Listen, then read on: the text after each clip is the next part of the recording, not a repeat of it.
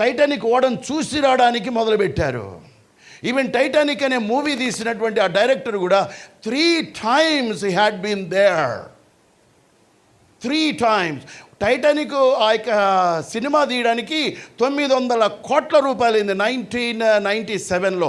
900 crores, 90 కోట్ల రూపాయలు ఒక్క పిక్చరైజేషన్ కూడా చేయకుండా వేస్ట్ అయిందంట ఈ సబ్మెరైన్లో లోపలికి పోయి రావడానికి.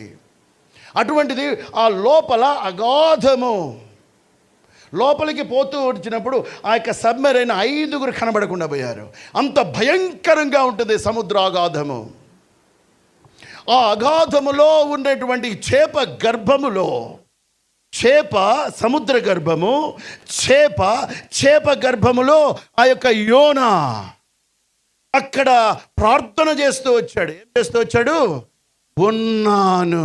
హల్లెలూయా.